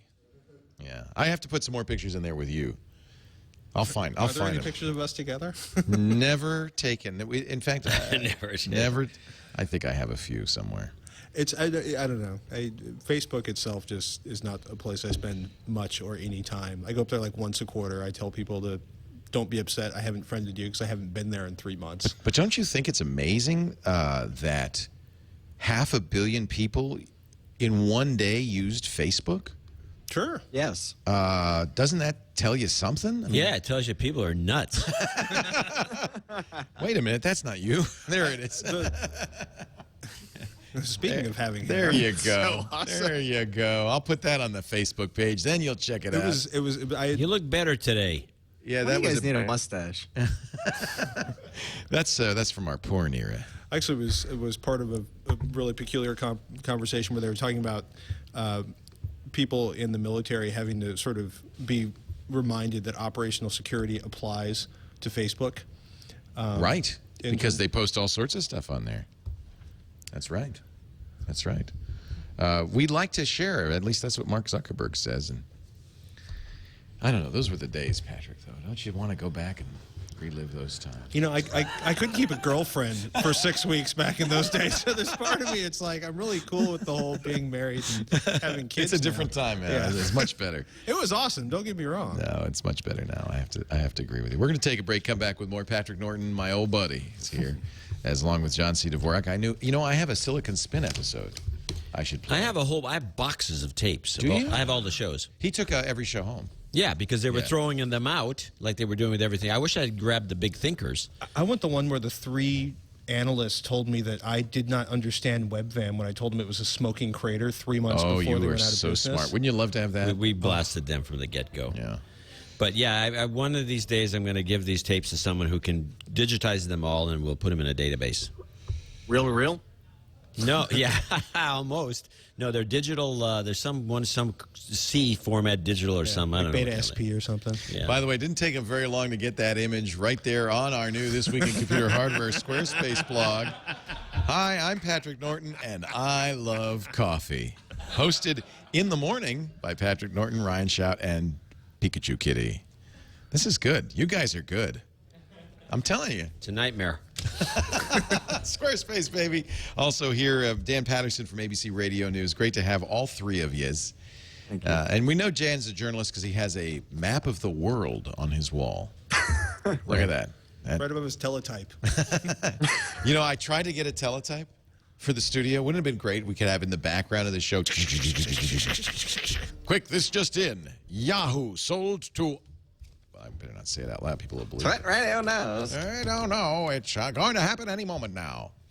Audible.com, my friends. Audible is the place to go to get audio entertainment. I am listening. You know, you're a Neil Gaiman fan, I know. I am. American Gods, one of his great novels. Hugo, I have Nebula. a copy in the front of my truck. I'm sending to my cousin. That's how good it the is. The unabridged edition. My Well, third copy. there's a new edition, as you know, because, in fact, Neil talks about it in the introduction to the 10th anniversary edition, how he had to cut a lot out, and he went back 12,000 words. Yeah, it's a lot. So Audible has an incredible full production, dramatized production of American Gods. Highly recommended. But then I talk about that, and then, of course, there's Moneyball. Much better than Brad Pitt in the movie. The great Michael Lewis, not novel, true story about the A's of 2004 and how they use stats to win. And then I see, wait a minute, Neil Stephenson, Reamd. Is that new? Yeah, the new Neil Stephenson. Now, I have it on Kindle. I have it on Audible. And, in fact, I'm going to go out and get the hardcover because I just want to make sure Neil keeps writing books. Yes. And I know you feel that way, too. This is 38 hours, and it's kind of a genre book, I think. It goes back to a lot of the stuff he did in the past. Is it like Snow Crash? It's like Snow Crash, but more believable. Oh, I can't wait. Or less believable. I'm a depending on your huge point of view. fan of Cryptonomicon. Is one of my favorite novels of all time. Anathem, his last one, I liked a lot. I know you read the Quicksilver trilogy. I don't. Yes, I actually am in the process of rereading the Quicksilver. They have trilogy. that at Audible too. You know. That actually might be. Wouldn't that really be good way to do awesome? it. If you're driving to Nebraska, that's what you need. Anyway, this is the problem. Audible is incredible, and there's so many great books. So let's do this. Let's get you 2. If you go to audible.com/twit2, you can sign up for the Platinum plan. That's 2 books a month. Your first month's free. Your first 2 books are free, and yours to keep forever and ever. Cancel at any time. You don't have to pay a penny if you don't want to, but I think you will want to stay Audible subscriber. It's just fantastic. I'm a huge fan. By the way, when you get the subscription, you also get a free subscription to the Wall Street Journal or New York Times daily audio programs. So as you drive into work, you can listen to us and maybe catch up on the news. Come home, you can listen to Reamd. You're going to love it. Audible.com/twit2. It is fantastic. Offer good in the U.S. and Canada. The U.S. and Canada. And if you're outside the U.S., you should still give Audible a try because they have Audible stores all over the world now. Just really great stuff. It plays on your iPod, your iPhone, your Zune, many Kindle devices, although no longer all Kindle devices. Make sure you check before you buy. And I love the Audible app on Android. It's fantastic. And on iPhone. Audible.com/twit2. We thank them for their support. I'm stalling because John's wandered off. So should we play the This Week Ahead? I'll tell you what, that's a good idea. Tom Merritt is here in our TNT newsroom. We've got a very big week ahead. Let's see what we'll be covering on TNT every weekday at 2:30 p.m., 5:30 Eastern on twit.tv. Tom? Hey, thanks, Leo. Here's a look at some of the stories we'll be keeping an eye on for tech news today and the week ahead. Today, Sunday, October 2nd, the LG Marquee for Sprint launches, and the Samsung Galaxy S2 comes to AT&T for $199. Monday, October 3rd, kicks off 2 conferences, MIPCOM, the content conference in Cannes, France, and Adobe Max. Adobe's user conference happens down in L.A. Tuesday, October 4th, is the anniversary of the creation of the Free Software Foundation, and Apple has an iPhone announcement that some people may be paying attention to down in Cupertino, California. Thursday, October 6th, HTC holds an event in London. The invite reads, "Come feel every beat," and features a picture of some earbuds, so you can probably figure out the rest. Friday, October 7th, Sprint's strategy update at their investor conference is likely to detail their switch to LTE. And Saturday, October 8th, BIS 4.1, BlackBerry Internet Server, arrives in the U.S. The rest of the world already had it. Back to you, Leo. And the excitement is palpable. Leo, I have to ask Tom a question. Yeah, go ahead. So, Tom,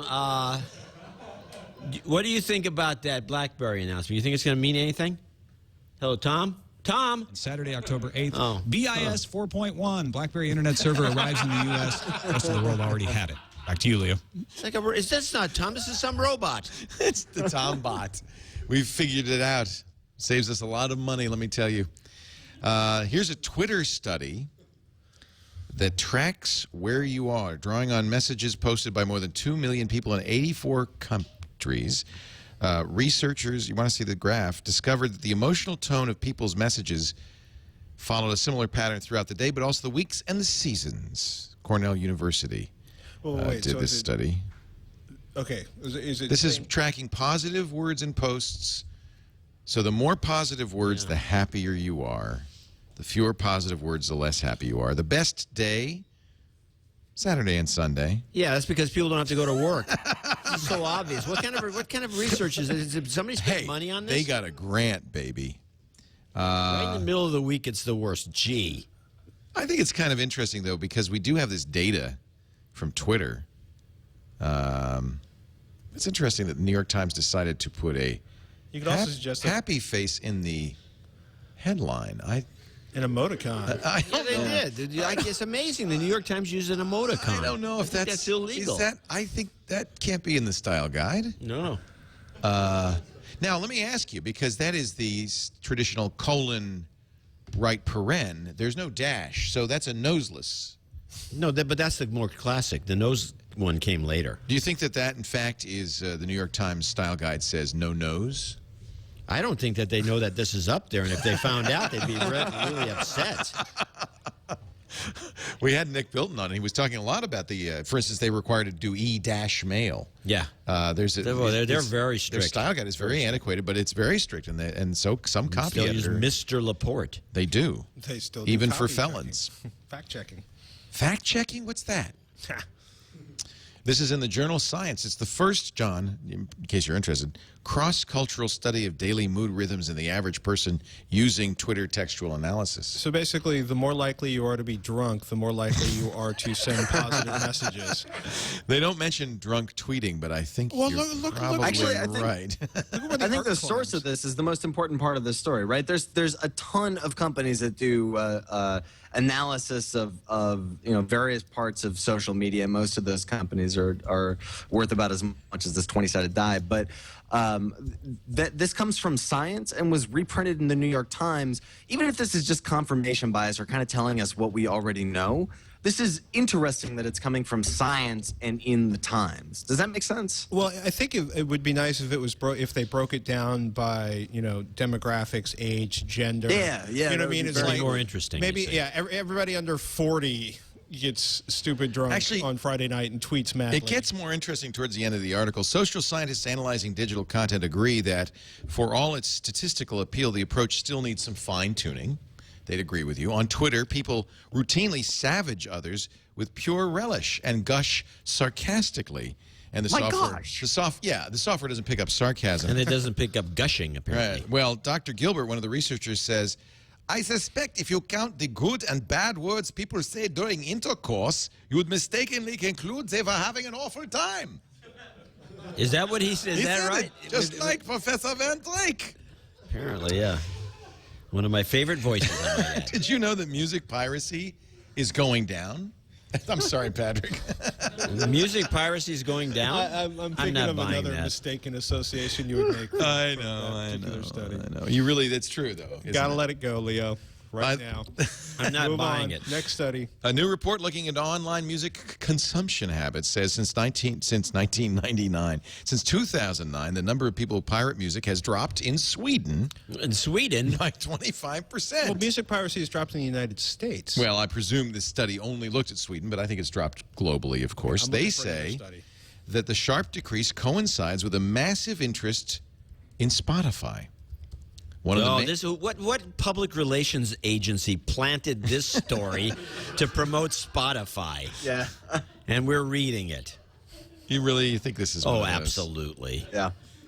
If it mentions one service by name, absolutely. Anecdotally, we can all agree that access to content legally and at an affordable price helps us decrease illegal activity. But yeah, that it mentions one service, come on.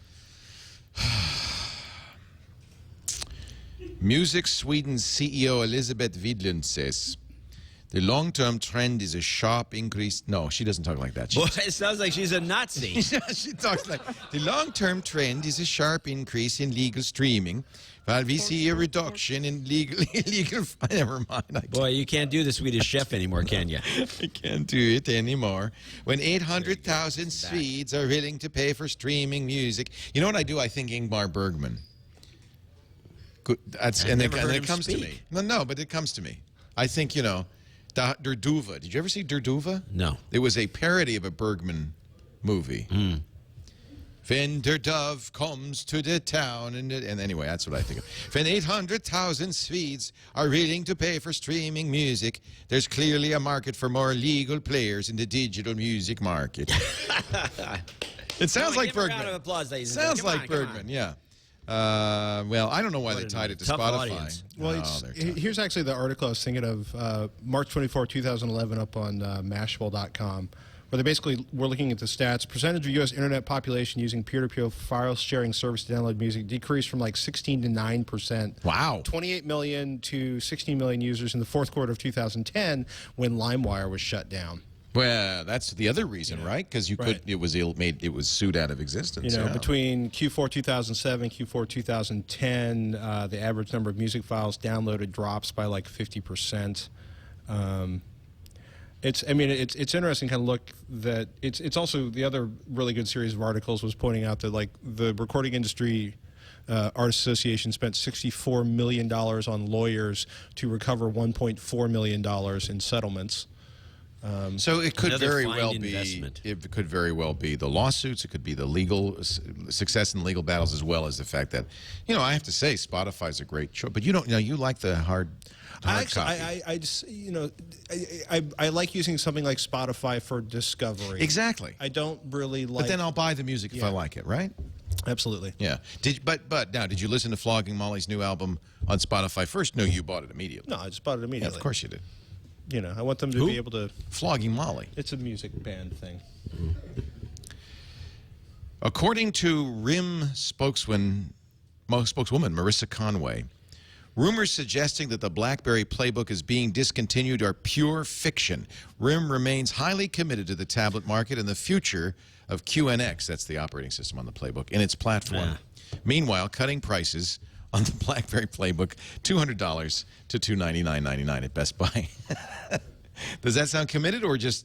Committed, I think is the right word, yeah. They ought to be.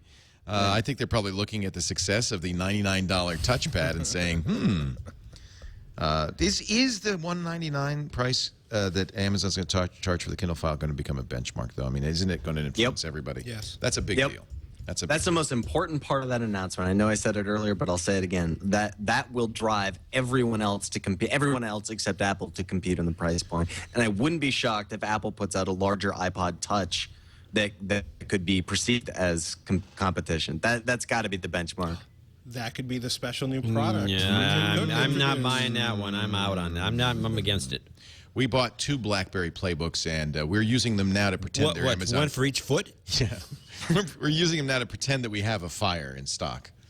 There is no use for the thing. It's terrible. Why'd you buy 2? I bought one, and Tom bought one. Oh. We thought, it's BlackBerry. How could it be bad?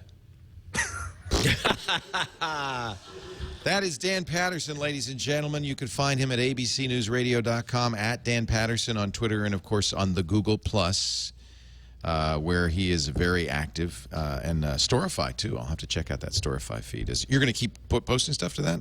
Yeah, for as long as this story continues, I'll maintain it on It'll be a Storify. while. You think you might do that again in other stories? I mean, what a great idea.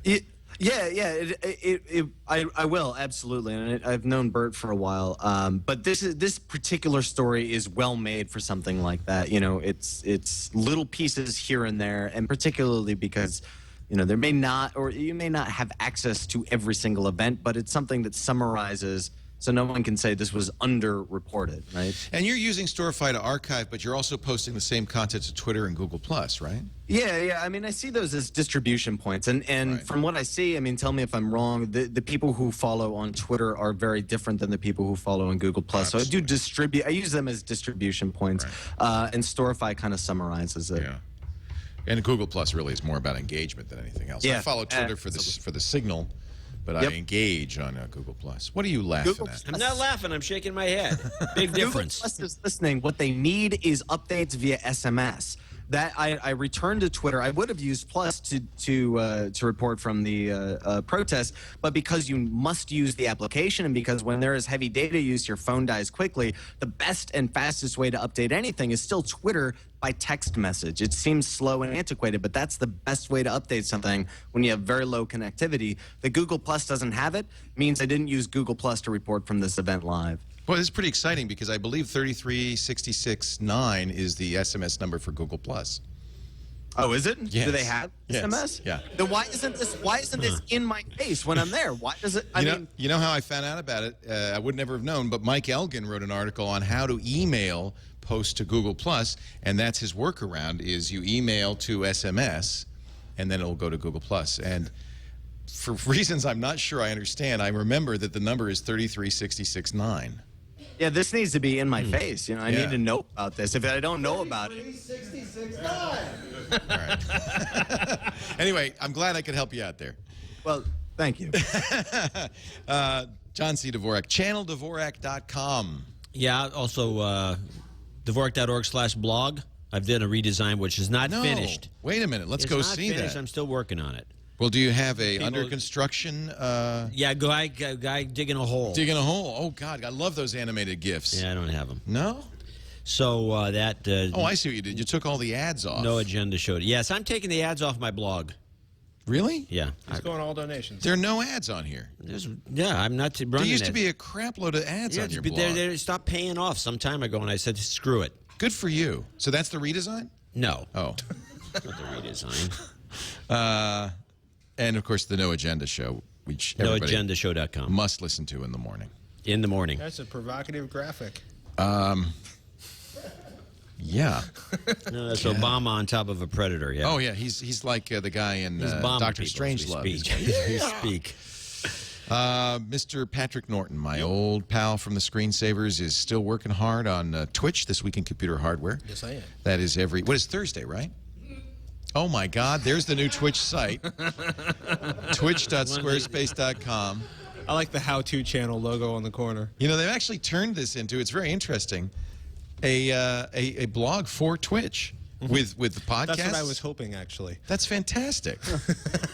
You guys rock and roll. This is the power of Squarespace. That is very cool. Twitch.squarespace.com. It is now your blog, Patrick. I'll send you the keys. And, of course, don't forget Tekzilla. Tekzilla, TEKZILLA.com. Yeah. Every Friday? Tape Monday and Wednesday. Comes out Tuesday and Thursday. And I have the pleasure of hosting that with Veronica Belmont and Robert Heron. Two of my favorite people. 3, actually, if I include you. Why, thank you. Thank you all for joining us. We will be here 10 a.m. On Tuesday to cover 10 a.m. Pacific, 1 p.m. Eastern. That's 1700 UTC to cover the Apple announcement. I don't think there'll be a stream of it, but we will just kind of tell you what's happening as it's happening. Tom Merritt and I, and actually a bunch of other people are going to be here. Yeah, well, Alex and Andy. Alex, and Andy, Sarah Lane. Sarah Lane. From Don McAllister. Don McAllister from Smile. So I just, you know what? My mistake. I kept inviting people. See, Apple didn't invite me, so I just thought, well, let me invite everybody. Gene McDonald from Smile Software will be here, as well as Oliver Breidenbach from Boinks. They both do iOS applications, and for the first time, they'll be able to talk about iOS 5 because, of course, they've been NDA'd up to that point.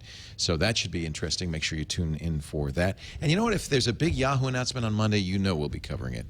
TNT every day, Monday through Friday, 2:30 Pacific, 5:30 Eastern at twit.tv with Tom Merritt, Ayaz Akhtar, and Sarah Lane. The giant pencil, courtesy John C. Dvorak. You know why I bought that? Come here. I wanted to show you. When they did the Amazon Kindle announcement, they showed how thin the Kindle was by comparing it to a pencil. And I just thought I wanted to show everybody how thin my phone is by comparing it to a pencil. Isn't that amazing? It's so much thinner. So that's why I bought it. It's actually writes. Yeah. But you know what? I don't have a giant sharpener, so please don't use it too much. Thank you all for being here. We'll see you next time. We do this show, I should mention, 3 p.m. Sunday, Pacific, 6 p.m. Eastern on twit.tv. So please stop by and watch it live. Otherwise, you can get a copy of it at twit.tv or iTunes or the Zune Marketplace or anywhere better podcasts are carried. Thanks for watching. We'll see you next time. Another Twit is in the can. This is amazing.